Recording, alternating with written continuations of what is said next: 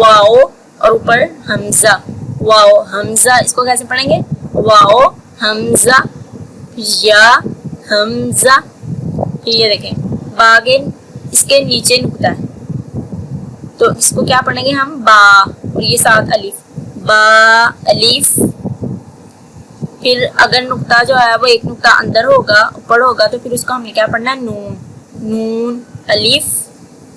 अगर क्या बताया था आपको कि अगर दो नुक्ते ऊपर होंगे तो फिर हमने क्या पढ़ना है इसको? ता, और अगर नीचे होंगे दो नुक्ते तो फिर उसको क्या पढ़ना है? या। ये चीज जो है वो जहन में नशीन कर लें कि अगर दो नुक्ते ऊपर हैं तो वो ता है, अगर दो नुक्ते नीचे हैं तो वो या है, और अगर एक नुक्ता नीचे है तो वो बा है, और अगर एक नुक्ता अंदर है तो वो नून है।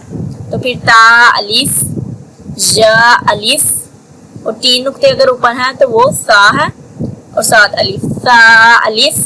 और अगर दंदे बने हुए हैं तो तीन नुक्ते ऊपर हैं तो वो शीन है, और अगर कोई नुक्ता ऊपर नहीं है दंदों के ऊपर तो फिर वो सीन है। ठीक है, शीन अलिफ। ये देखें यूं करके गोल सा बना हुआ है, इसके ऊपर एक नुक्ता है तो वो फा है, अगर दो नुक्ते होंगे तो वो आफ होगा, फा अलिफ, ऑफ अलिफ, सीन अलिफ। ये देखें सीन, इसके ऊपर दंदे बने हुए हैं लेकिन कोई नुक्ते नहीं है तो ये सीन है। तो ये देखें ये दंदे थे और इसके ऊपर तीन नुक्ते थे तो ये शीन था।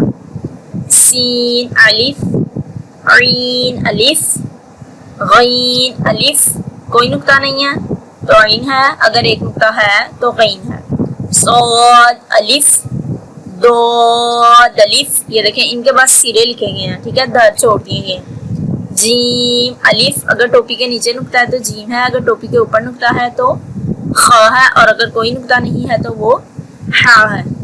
जीम अलिफ, खा अलिफ, हा अलिफ, हा अलिफ, मीम अलिफ, ओ अलिफ, वो अलिफ, ओ नून, वो नून, सीन लाम, शीन लाम, सोद लाम, दोद लाम, फा लाम, ऑफ लाम, काफ लाम, बा लाम, बा।